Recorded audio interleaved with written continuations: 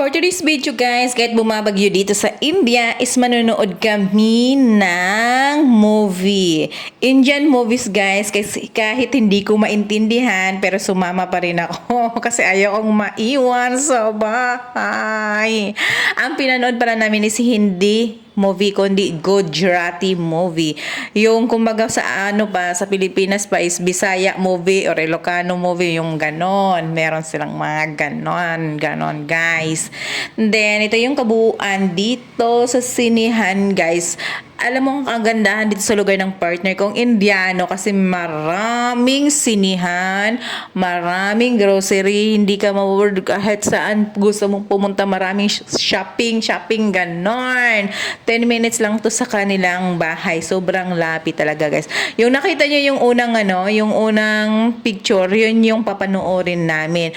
About yung sa love story na comedy. Mahilig kasi sila, yung partner ko, mahilig sa ganon yung love story na with comedy, ganon.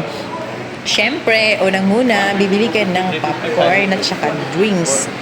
Ayan. Which one you want? How much the small one? That one. This one, how much? How? 250? Then the next one? 350. 350. And then 350. Oh, where you there?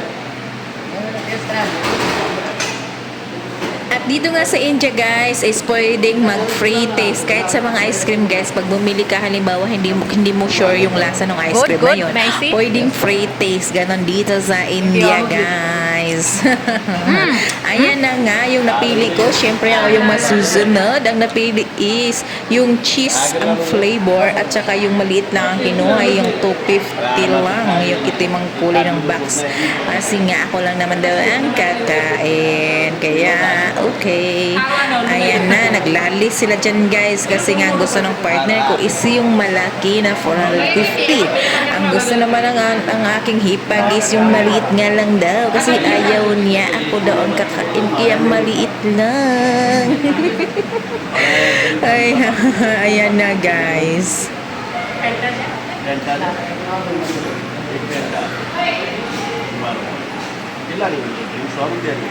At ito na nga guys, papasok na kami sa aming screen 8. Ayan yung napili naming upuan. Medyo mahal siya, pero nga komportable. Ayaw kasi ng partner ko yung regular lang na upuan. Gusto niya talagang komportable siya. Gusto niya, alam mo yung nanonood siya na natutulog. Diyos ko, kasi nga, di ba pwedeng yung magiging bed. Ganon, guys. Diyos ko naman. Ayaw, di ba?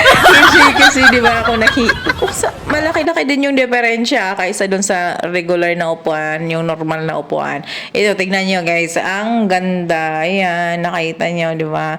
Walang ganong tao guys kasi yung time na yan is bumabagyo.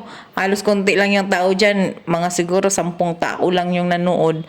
Ay, hindi naman namin kasi pwedeng i-cancel yung namin, yung ticket namin. Kasi di ba sayang pag i-cancel, medyo pricey nga siya. Kasi pricey din yung napili naming upuan.